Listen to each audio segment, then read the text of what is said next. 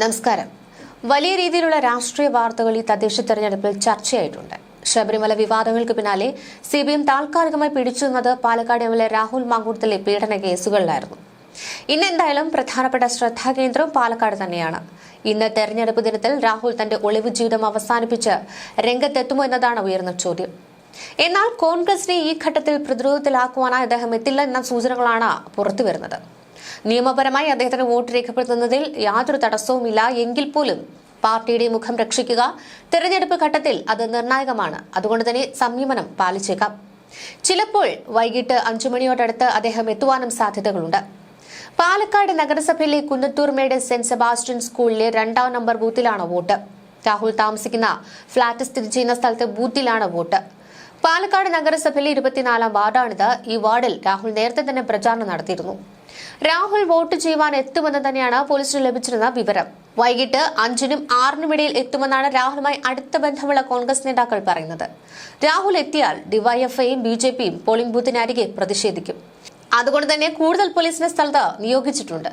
എന്തായാലും രാഹുൽ മാങ്കൂട്ടത്തിൽ എംഎൽഎക്കെതിരായ പരാതിക്ക് പിന്നിൽ ലീഗൽ ബ്രെയിൻ ആണെന്ന് കെപിസിസി പ്രസിഡന്റ് സണ്ണി ജോസഫ് പ്രതികരിച്ചിട്ടുണ്ട്.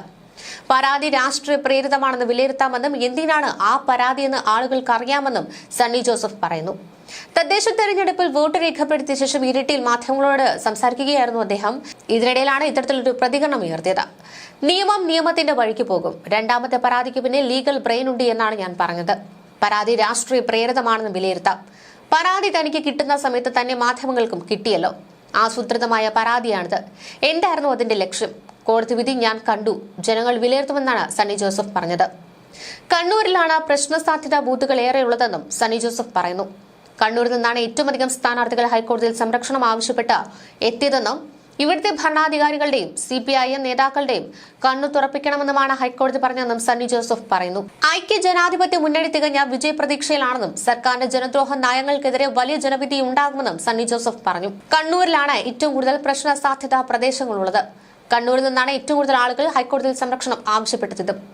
കേരള ഹൈക്കോടതി പറഞ്ഞത് ഇവിടുത്തെ ഭരണാധികാരികളുടെയും CPIM നേതാക്കളുടെയും കണ്ണു തുറപ്പിക്കണമെന്നാണ്. ജനങ്ങൾ ആശങ്കയിലാണ്. സ്വതന്ത്രമായി വോട്ട് ചെയ്യുവാൻ സാധിക്കുമോ?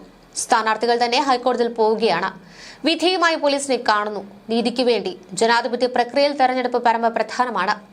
ഈ തെരഞ്ഞെടുപ്പ് നീതിപൂർവമാകുവാനും ഒരാൾ ഒരു വോട്ട് മാത്രം ചെയ്യുവാനും കള്ളവോട്ട് ചെയ്യാതിരിക്കുവാനും അക്രമങ്ങൾ തടയുവാനും സംവിധാനങ്ങൾക്കും അധികാരങ്ങൾക്കും പോലീസിനും തെരഞ്ഞെടുപ്പ് ഉദ്യോഗസ്ഥർക്കും സാധിക്കണം.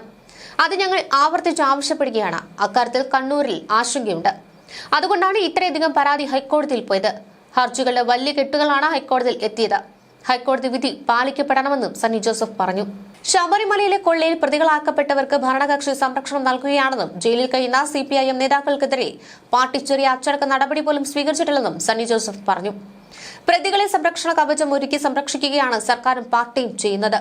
കൂടുതൽ ഉന്നതരായ പ്രതികളുണ്ടെന്ന് ഹൈക്കോടതി പറഞ്ഞിരുന്നു. തെരഞ്ഞെടുപ്പിനിടയിൽ അന്വേഷണം മരവിപ്പിച്ചിരിക്കുകയാണ്. ജനങ്ങൾ പ്രതിഷേധത്തിലാണ്.